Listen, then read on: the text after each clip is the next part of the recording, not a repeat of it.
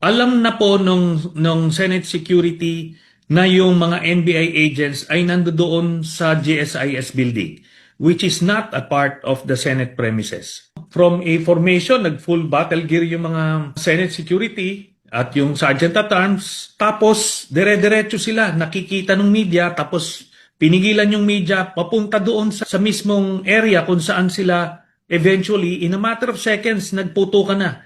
Ni wala man lang verbal altercation, nagpakilala daw na NBI, tapos naka-uniforme pa, pero pinaputukan mo pa rin kahit hindi pumapasok sa Senado.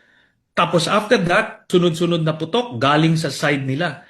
At ang interesting dito, talagang hinayaan nilang makapture ng media yung putukan na yun para ibo-broadcast yun to sow chaos not only domestically but internationally. And they hope to gain public sympathy from that. Gagamitin din nila eventually dun sa mga petitions nila sa Korte Suprema. So maliwanag na all of these are scripted and staged.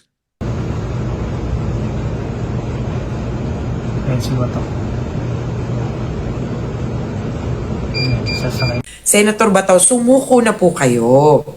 Huwag po kayong mas takot masyado sa ICC dahil una, okay po ang mga detention facilities dito. At pangalawa, sisiguraduhin pong maibibigay yung due process nyo. Alam ko na kaya siguro natatakot si Senator Bato dahil sa Pilipinas, sinigurado niyang walang ganito yung mga hinuli niya o ipinahuli niya. Alam niya yan mga police station, ang papangit, ang liliit.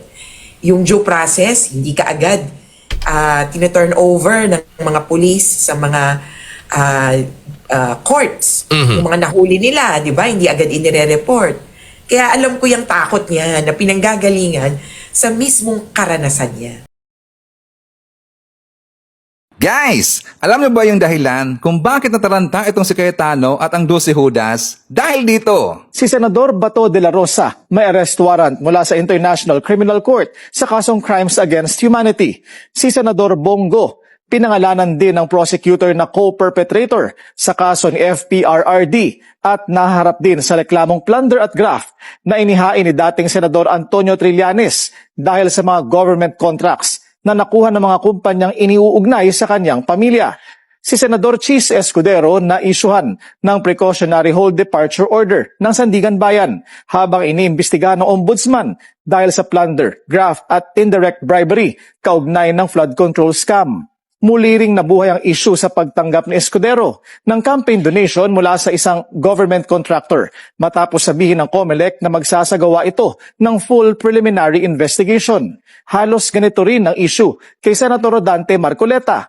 May precautionary hold departure order na rin laban sa kanya ang Sandigan Bayan habang may investigasyon ng ombudsman sa reklamong plunder, indirect bribery at iba pa dahil sa mga kwestiyon sa campaign donation.